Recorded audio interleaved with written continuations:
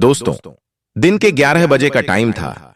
एक बहुत बड़े बैंक में एक बुजुर्ग व्यक्ति जिन्होंने साधारण से कपड़े पहन रखे थे और उनके हाथ में एक पुराना सा लिफाफा है, उसे लेकर वह बैंक के अंदर घुस जाते हैं।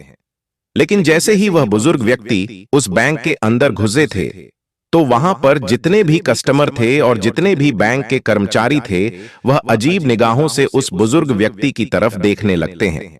उन बुजुर्ग व्यक्ति का नाम था हरपाल सिंह। हरपाल सिंह जी, जिनके एक हाथ में छड़ी है और एक हाथ में उन्होंने पुराना सा लिफाफा पकड़ रखा है, वह धीरे धीरे काउंटर की तरफ बढ़ने लगते हैं, जो काउंटर ग्राहकों के लिए था। और ग्राहकों की मदद करने के लिए एक महिला वहां पर बैठी हुई थी, जिस महिला का नाम था संगीता। अब वह धीरे धीरे संगीता की तरफ पहुंच गए थे, लेकिन बैंक के अंदर जितने भी लोग थे और जितने भी बैंक के कर्मचारी थे, सभी की निगाहें हरपाल सिंह जी के ऊपर टिकी हुई थीं। इसके बाद वह संगीता के पास जाते हैं और जाने के बाद बड़ी ही विनम्रता से कहते हैं कि देखिए मैडम, मेरे अकाउंट में क्या हो गया है, यह अच्छी तरह से चल नहीं रहा है। ऐसा कहकर हरपाल सिंह जी उस लिफाफे को संगीता की तरफ बढ़ाते हैं, लेकिन संगीता हरपाल सिंह जी के कपड़ों को देखकर उन्हें जज करती है और कहती है कि बाबा, क्या आप गलत बैंक में तो नहीं आ गए? मुझे लगता है कि आपका खाता इस बैंक में नहीं होगा। लेकिन तभी जो हरपाल सिंह जी होते हैं, बड़े ही सहजता से कह देते हैं कि बेटी, एक बार तुम देख तो लो, शायद हो सकता है मेरा खाता इसी बैंक में हो। उसके बाद संगीता लिफाफा रखते हुए उनसे कह देती है कि बाबा, इसमें थोड़ा सा टाइम लगेगा और आपको थोड़ी देर तक वेट करना होगा। ऐसा कहकर संगीता और बैंक में मौजूद अन्य लोगों का काम करने लगती है और हरपाल सिंह जी वहीं पर खड़ा होकर वेट करने लगते हैं। थोड़ी देर तक वह वेट करते हैं और वेट करने के बाद दोबारा से कहने लगते हैं कि बेटी, अगर तुम थोड़ा बिजी हो तो तुम मैनेजर को फोन कर दो। दरअसल मुझे उससे भी कुछ काम है, तो मैं उनसे कुछ बात कर लेता हूं। इसके बाद संगीता ना चाहते हुए भी अपना फोन उठाती है और फोन उठाकर मैनेजर के केबिन का नंबर डायल कर देती है। उसने फोन किया था। फोन करने के बाद मैनेजर को बता दिया था कि एक बुजुर्ग व्यक्ति आपसे मिलना चाहते हैं, आप कहो तो मैं उनको वहां पर भेज देती हूं। इसके बाद जो मैनेजर होता है वहीं से हरपाल सिंह जी को देखने लगता है। हरपाल सिंह जी बड़े ही साधारण दिखाई दे रहे थे, तो तभी मैनेजर फोन पर संगीता से पूछने लगता है कि क्या यह हमारे बैंक का कस्टमर है या फिर ऐसे ही कुछ मुंह उठाकर चला आया है। तो वह कहती है कि सर, यह बात तो मुझे नहीं पता है, लेकिन यह आपसे मिलने की बात कर रहे हैं। तो उसके बाद मैनेजर कह देता है कि ऐसे लोगों के लिए मेरे पास टाइम नहीं है, तुम ऐसा करो, इन्हें बिठा दो और थोड़ी देर बैठकर यहां से चले जाएंगे। ऐसा कहकर संगीता को आदेश मिल गया था बैंक मैनेजर की तरफ से और संगीता हरपाल सिंह जी को वहां पर वेटिंग एरिया में बैठा देती है। कहती है कि बाबा, आप वहां पर बैठ जाओ, थोड़ी देर में मैनेजर साहब फ्री हो जाएंगे और उसके बाद आपसे मिल लेंगे। इसके बाद हरपाल सिंह जी वहां से टहलते हुए वेटिंग एरिया की तरफ चले जाते हैं और वहां पर कोने में रखी हुई एक चेयर पर जाकर बैठ जाते हैं। सभी लोग अभी तक भी हरपाल सिंह जी की तरफ देख रहे थे, क्योंकि वहां पर जितने भी कस्टमर आया करते वह अच्छे खासे सूट बूट में आया करते, लेकिन हरपाल सिंह जी ने साधारण से कपड़े पहन रखे थे और देखने से लग भी नहीं रहा था कि इनका अकाउंट इस बैंक में होगा, क्योंकि उस बैंक के अंदर काफी अमीर लोगों के अकाउंट रहा करते थे और यहां पर हरपाल सिंह जी का अकाउंट होने का कोई सवाल ही पैदा नहीं हो रहा था। इसी वजह से हरपाल सिंह जी आकर्षण का केंद्र बन गए थे और सभी लोग उनकी तरफ घूर घूर कर देखे जा रहे थे और तरह तरह की बातें उनके बारे में बना रहे थे। यह बातें हरपाल सिंह जी को भी सुनाई देती हैं, लेकिन वह इन सभी चीजों को इग्नोर करते हैं और अपना नंबर आने का वेट करते रहते हैं। वह सोचते हैं कि थोड़ी देर में मैनेजर आएगा और उससे मैं बात कर लूंगा। इस बैंक के अंदर एक और व्यक्ति छोटी पोस्ट पर काम किया करता था, जिसका नाम था पवन। पवन अभी बाहर गया हुआ था और जैसे ही वह बैंक के अंदर आता है तो वह देखता है कि एक बुजुर्ग व्यक्ति जो कि वेटिंग एरिया में बैठा हुआ है, उसकी तरफ सभी लोग देख रहे हैं और उसके बारे में तरह तरह की बातें कर रहे हैं। कोई उसे भिखमंगा कह रहा है और कोई कह रहा है कि इस बैंक के अंदर तो इसका अकाउंट हो ही नहीं सकता और ये यहाँ पर कैसे आ गया, ऐसे लोगों को इन लोगों ने क्यों बैठा रखा है। इस तरह की बातें उसके बारे में चल रही थी और ये सभी बातें पवन भी सुन लेता है। तो उसके बाद पवन सीधा हरपाल सिंह जी के पास जाता है और वहां पर जाकर बड़े आदर भाव से उनसे पूछने लगता है कि बाबा, आप यहां पर क्यों आए हो और क्या काम है आपको। क्योंकि पवन को यह सब कुछ बड़ा ही बुरा लगता है। वह बुजुर्ग व्यक्ति की हालत को देखकर थोड़ा सा परेशान हो जाता है और इसी वजह से वह उससे पूछने के लिए गया था। वहां पर जाने के बाद वह बुजुर्ग व्यक्ति पवन को बता देता है कि मुझे मैनेजर से मिलना है और उससे मुझे कुछ काम है। इस बात को सुनकर पवन उनसे कहता है कि ठीक है बाबा, आप थोड़ी देर यहां पर वेट करो और मैं अभी मैनेजर से बात करके आता हूं। इसके बाद पवन मैनेजर के केबिन में जाता है और उन्हें उस बुजुर्ग व्यक्ति के बारे में बता देता है। लेकिन मैनेजर पहले से ही उस बुजुर्ग व्यक्ति के बारे में जानता था और कहने लगता है कि पता है मुझे, मैंने ही उसे वहां पर बिठा रखा है। थोड़ी देर वहां पर बैठेगा और बैठने के बाद वहां से चला जाएगा। इसके बाद मैनेजर पवन को और कोई काम बता देता है और कहता है कि तुम अपना काम कर लो और तुम्हें इस चीज से कोई भी मतलब नहीं है। अब पवन दूसरे काम में लग जाता है और धीरे धीरे उस बुजुर्ग व्यक्ति को वहां पर बैठे हुए लगभग 1 घंटा हो गया था। 1 घंटे तक बुजुर्ग व्यक्ति अपना धैर्य रखता है, लेकिन उसके बाद उसे यह बात सहन नहीं होती। वह खड़ा होता है और खड़ा होने के बाद मैनेजर के केबिन की तरफ बढ़ने लगता है। अब जैसे ही वह मैनेजर के केबिन की तरफ बढ़ता है तो मैनेजर देखता है कि वह बुजुर्ग व्यक्ति उसके पास ही आ रहा है। तो वह फौरन से अपने केबिन से बाहर निकलता है और निकलने के बाद उस बुजुर्ग व्यक्ति के सामने खड़ा हो जाता है और थिरकते हुए पूछने लगता है कि हाँ बाबा, बताइए आपको क्या काम है। तो हरपाल सिंह जी अपना लिफाफा आगे की तरफ बढ़ाते हुए कहने लगते हैं कि बेटा, ये देखो, मेरा बैंक अकाउंट की डिटेल इसके अंदर है और मेरे बैंक अकाउंट से कोई भी लेन देन नहीं हो पा रही है। आप देखकर यह बताइए कि इसमें क्या दिक्कत है। अब इस बात को सुनकर मैनेजर थोड़ी देर तक सोच विचार करता है और सोच विचार करने के बाद कह देता है कि बाबा, जब किसी बैंक अकाउंट में पैसे नहीं रहा करते तो ऐसा ही हो जाता है। मेरे ख्याल से आपने भी अपने अकाउंट में पैसे जमा नहीं करवाए होंगे और इसी वजह से आपके अकाउंट की लेन देन रोक दी गई है। इसके बाद जो बुजुर्ग व्यक्ति होते हैं वह बड़े ही विनम्र भाव से कहने लगते हैं कि बेटा, पहले तुम एक बार अकाउंट को चेक तो कर लो, उसके बाद ही कुछ मुझे बताओ तो ही अच्छा रहेगा। इस तरह से तुम कैसे बता सकते हो। तो मैनेजर हंसने लगता है और हंसते हुए कह देता है कि बाबा, यह सालों का एक्सपीरियंस है और सालों से मैंने यही काम किया है। आप जैसे लोगों की शक्ल को देखकर मैं बता देता हूं कि कौन व्यक्ति किस तरह का है, किसने अपने अकाउंट में कितना पैसा जमा किया होगा। तो आपके अकाउंट में तो मुझे कुछ भी दिखाई नहीं दे रहा और मैं चाहता हूं कि अब आप यहां से चले जाओ। सभी कस्टमर आपकी तरफ देख रहे हैं और बैंक के अंदर एक अलग तरह का माहौल क्रिएट हो रहा है। इसके बाद हरपाल सिंह जी उस लिफाफे को उसकी टेबल पर रखते हैं और कहते हैं कि ठीक है बेटा, मैं तो चला जाऊंगा, लेकिन तुम इस लिफाफे में जो भी डिटेल लिखी हुई है उनको एक बार जरूर से देख लेना।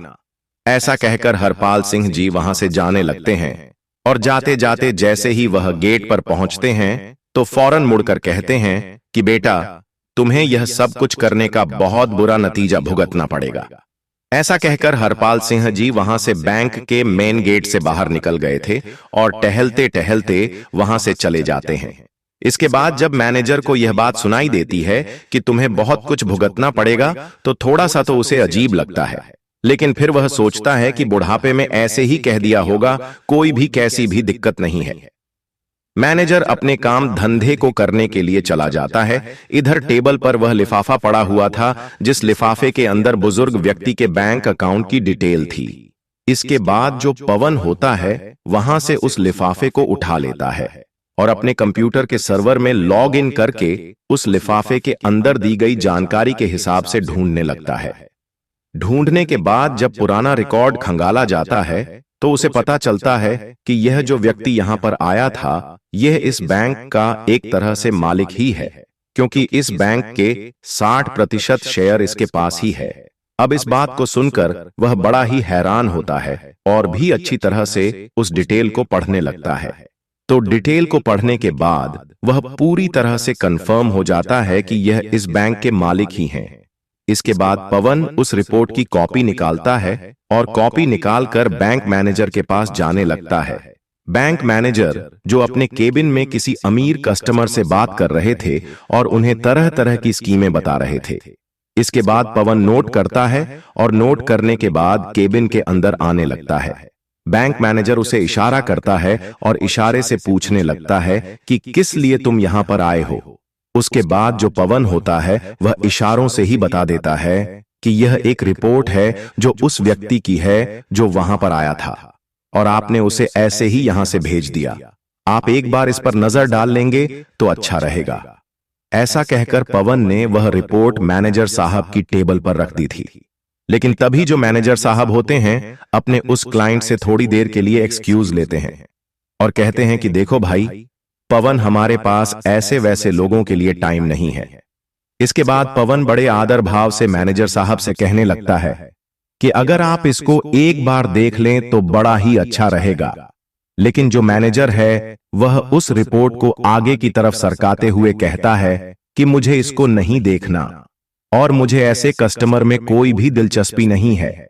ऐसा कहकर उसने रिपोर्ट को पवन की तरफ बढ़ा दिया था और पवन उस रिपोर्ट को वहां से लेकर अपने काम धंधे में लग जाता है।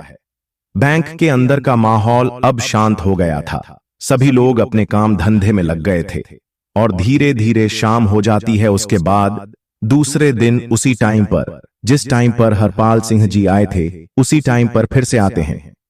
लेकिन आज उनके साथ एक सूट बूट वाला व्यक्ति था जिसके हाथ में एक ब्रीफ केस भी था और अंदर आने के बाद वहां पर सभी लोगों का अटेंशन अपनी तरफ खींचते हैं। इसके के बाद मैनेजर को अपनी तरफ आने का इशारा करते हैं तो मैनेजर भी डरते हुए अपने केबिन से निकलकर हरपाल सिंह जी के सामने आकर खड़ा हो गया था। तभी हरपाल सिंह जी मैनेजर से कहते हैं कि मैनेजर साहब, मैंने आपसे कहा था ना कि यह बात आपको बहुत भारी पड़ेगी। आपने जो कुछ भी कल मेरे साथ किया था वह बिल्कुल भी बर्दाश्त के लायक नहीं है। तो अब आप अपनी सजा भुगतने के लिए तैयार हो जाइए। इस बात को सुनकर मैनेजर थोड़ा सा बौखला जाता है, लेकिन फिर वह सोचता है कि क्या सजा मुझे दे सकते हैं, भला मेरे साथ क्या कर सकते हैं। उसके बाद हरपाल सिंह जी कहते हैं कि तुम्हें मैनेजर के पद से हटाया जा रहा है और तुम्हारी जगह इस बैंक में काम करने वाले पवन को मैनेजर बनाया जा रहा है और तुम्हें फील्ड का काम देखना होगा। इस बात को सुनकर मैनेजर थोड़ा सा बौखला जाता है और वह कहने लगता है कि आप होते कौन हो मुझे इस तरह से हटाने वाले। तो हरपाल सिंह जी कह देते हैं कि मैं इस बैंक का एक तरह से मालिक ही समझ लो, क्योंकि 60% शेयर वैल्यू मेरे पास है और मैं चाहूं तो तुम्हें हटा भी सकता हूं और किसी और को तुम्हारी जगह लगा भी सकता हूं। यह बात सुनकर बैंक के अंदर जितने भी कर्मचारी थे और जो कुछ कस्टमर कल भी इस बैंक के अंदर आए थे और आज भी आए थे, वह सभी लोग एकदम से हैरान हो जाते हैं और हरपाल सिंह जी की तरफ फटी की फटी रह गई निगाहों से देखने लगते हैं। इसके बाद वह व्यक्ति जो हरपाल सिंह जी के साथ आया था वह अपने उस सूटकेस को खोलता है और खोलने के बाद उसमें से एक डॉक्यूमेंट निकालता है जो कि पवन की प्रमोशन का था। उसे एक बैंक मैनेजर बना दिया गया था। इसके बाद में दूसरा लेटर निकलता है जिसको बैंक मैनेजर को दे देता है और कहता है कि अगर तुम्हें फील्ड में ड्यूटी करनी है तो तुम बेशक से कर लो, लेकिन मैनेजर बनकर तुम इस बैंक में नहीं रह सकते। यह बात सुनकर मैनेजर के पसीने छूटने लगते हैं और वह अपनी कल की गलती के लिए बुजुर्ग व्यक्ति से माफी मांगने लगता है।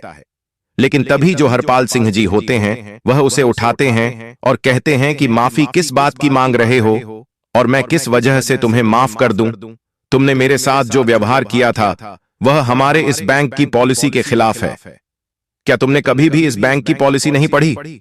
यहां पर गरीब और अमीर में कोई भी फर्क नहीं किया जाएगा और सभी को एक ही पलड़े में तोला जाएगा।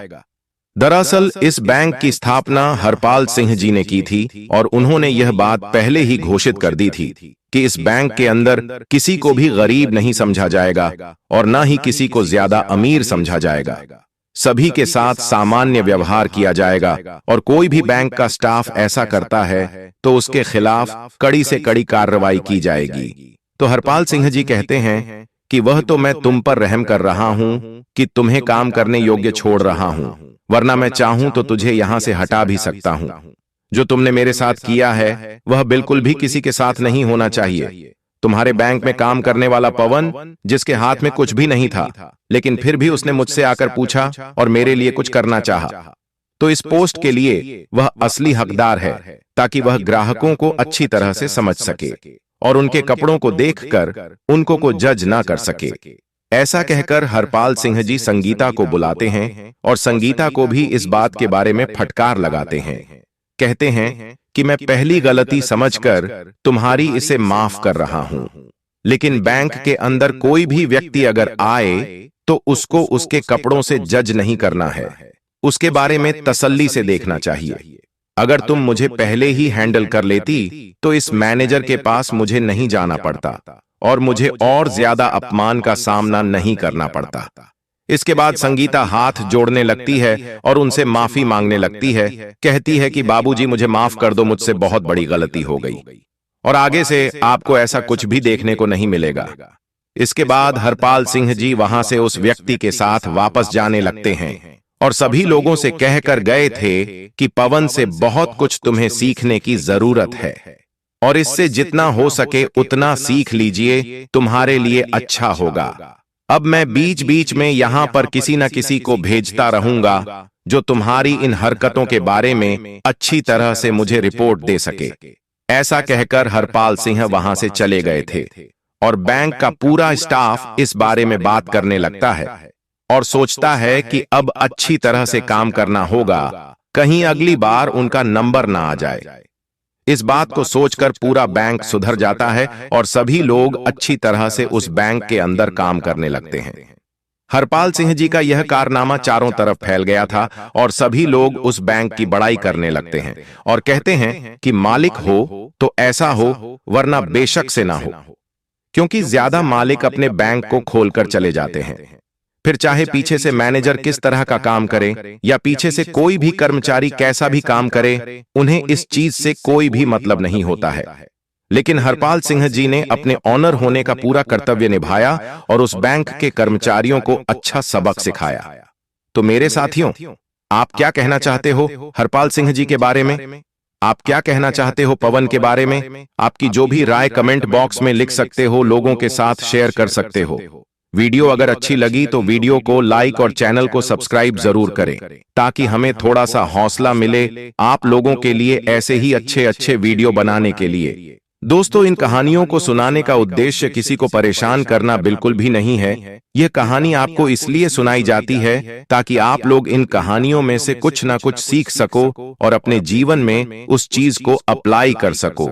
तो हम मिलते हैं किसी अगली वीडियो में एक नए टॉपिक के साथ। तब तक के लिए जय हिंद, जय भारत। आप सभी साथियों का बहुत बहुत धन्यवाद।